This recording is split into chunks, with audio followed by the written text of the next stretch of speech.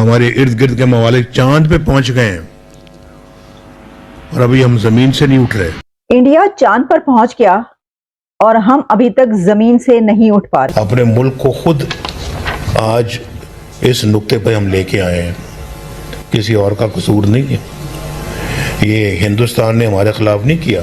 आप क्या कहेंगे जी, तालिबान जो है इंडिया के साथ बहुत ज्यादा क्लोज हो रहे हैं। उन्होंने कह रहे हैं कि वो तमाम तरीके हमें भी सिखाओ जिस तरीके से आपने अपने मुल्क को आगे बढ़ाया, और ऑनलाइन सीख रहे हैं। पाकिस्तान जो है वो दहशतगर्दी का मरकज है। भारत क्यों पाकिस्तान को कहता है कि पाकिस्तान दहशतगर्दी का मरकज है या epic centre of terrorism, Islamic terrorism है या टेररिज्म है?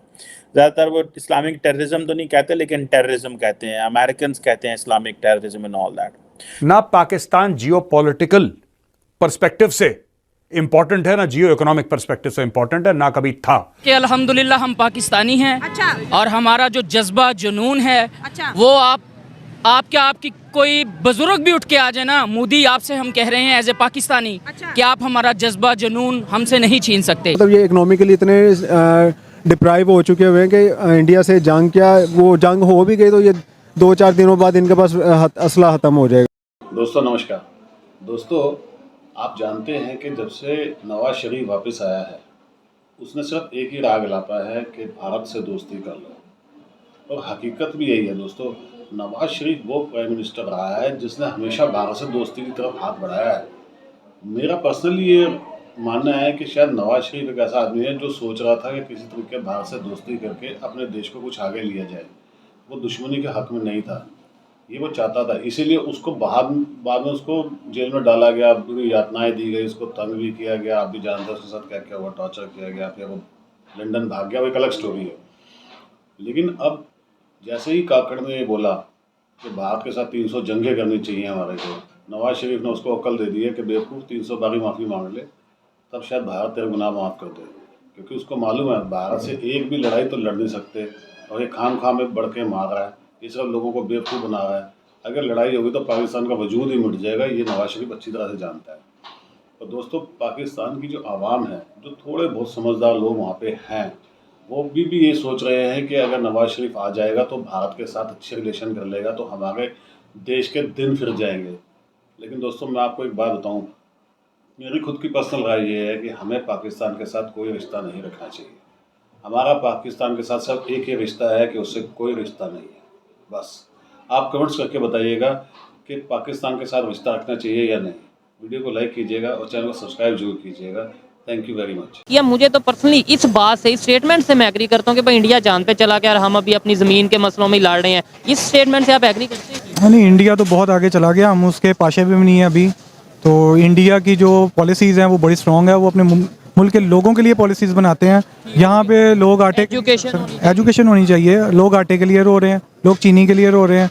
यहाँ पे सारे चीनी कितनों की चीनी की मिले हैं, कितनी हमदर्दी है इनको गरीबों के साथ। और वही मिनिस्टर भी हमें नजर आते हैं। मिनिस्टर भी हैं कि आज आईटी में वो ऑलमोस्ट कोई 200 to 300 बिलियन डॉलर की एक्सपोर्ट कर रहे हैं, और उसके बाद बांग्लादेश कर रहा है।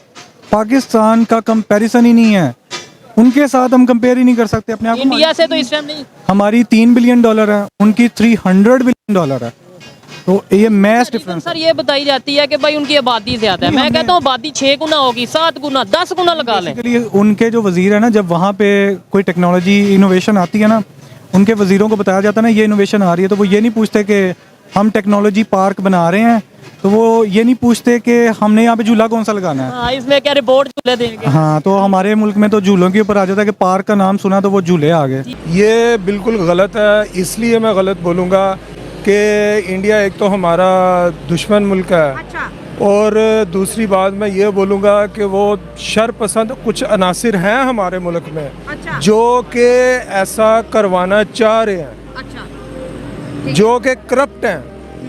उन अनासर को जो है वो निकाल फेंकना चाहिए। हाँ। सिस्टम से, हमारे सिस्टम से निकाल फेंकना चाहिए। हाँ। और ये बहुत ही गलत है, ऐसा नहीं होना चाहिए। गलत क्या है भाई? तालिबान खुद को तालीम याफ्ता कर रहे हैं, तालिबान खुद को आगे बढ़ाना चाहते हैं, और वो जाहिर है उसी मुल्क से राब्ते करेंगे ना जिस मुल्क के अंदर वाकई दम हो, पावर हो कुछ करने की। तो पावर और दम तो पाकिस्तान में भी है, इसमें कोई शक नहीं। अच्छा। आप देखें ना कि हमारे मुल्क में कौन सी नेमत नहीं है।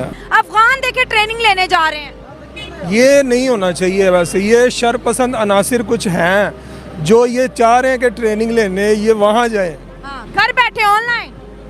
ऑनलाइन भी नहीं लेनी चाहिए मेरी नज़र में। आप नहीं चाहते तालिबान आगे बढ़े, अफगानिस्तान पड़ोसी आगे बढ़े? बात ये है कि आपने वो क्रिकेट मैच का वो सीन नहीं देखा जब बैट उसने पाकिस्तानी खिलाड़ी के मुंह पे मारे थे? हाँ जी। तो फिर दोस्त कैसे हो गए अफगानी? मतलब दोनों पड़ोसी इंडिया और अफगानी दोनों दोस्त नहीं हो सकते हमारे? बिल्कुल नहीं हो सकते। आप ये देखें ना अफगानियों ने कम धमाके इधर किए हमारे मुल्क में।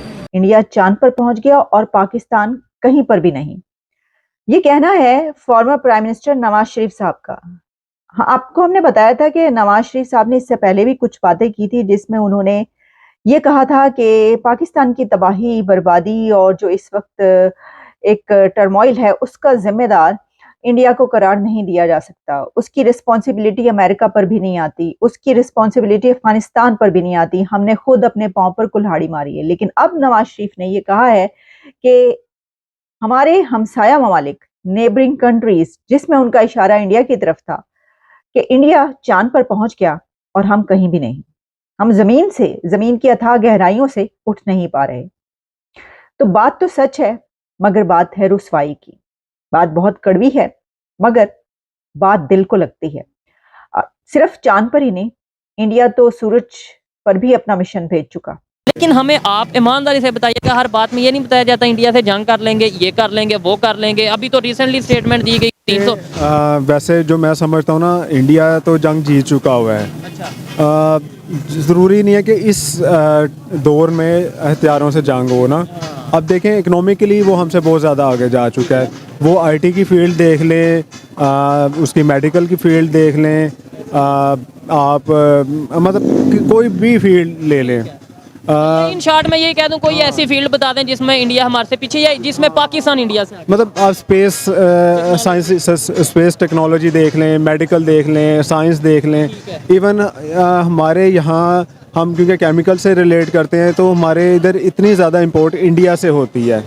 अभी भी इंडिया से इंपोर्ट होती है। इन्होंने हालांकि ट्रेड बैन तो किया, वो इनडायरेक्टली दुबई या मलेशिया के थ्रू आ रहा है। मतलब हम लोग उनके ऊपर डिपेंड करते हैं। जब अपनी आपकी इकोनॉमी ठीक होगी ना तो आप अपनी आर्मी को और ज़्यादा स्ट्रॉन्ग कर सकते हैं। ज़्यादा पैसे होंगे तो आप ज़्यादा इंस्ट्रूमेंट्स या वेपन्स ले सकते हैं। तो मतलब ये इकोनॉमिकली इतने डिप्राइव हो चुके हुए हैं कि इंडिया से जंग क्या, वो जंग हो भी गई तो ये 2-4 दिनों बाद इनके पास असला ख़त्म हो जाएगा। देखा दोस्तों, ये है इनकी सच्चाई। कोई उठ के भड़के मार देता है कि हमारे में बड़ा जज्बा है, हमारे पास एटॉमिक पावर है, तालिबान और भारत दोस्त हैं, हमारे को मारते हैं, गद्दार हैं। जो इनका साथ दे दे, जो इनको डॉलर दे दे, वो इनका सबसे अच्छा दोस्त है। दोस्तों, इनका माई बाप ही सिर्फ डॉलर है। इनका कोई और नहीं है पूरी दुनिया के अंदर। इनको सारी दुनिया दुश्मन लगती है।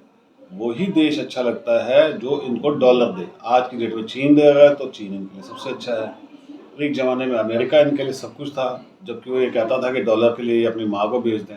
इनको कोई फ़र्क नहीं पड़ता दोस्तों, क्योंकि इनका माँ बाप सिर्फ वही है। और ये अब ये सोचते हैं कि भारत और इधर से तालिबान ये हमें मारेंगे, और ईरान इनका दुश्मन है। कोई इनका दोस्त तो है ही नहीं दोस्तों, क्योंकि इन्होंने दोस्त किसी को बनाया ही नहीं।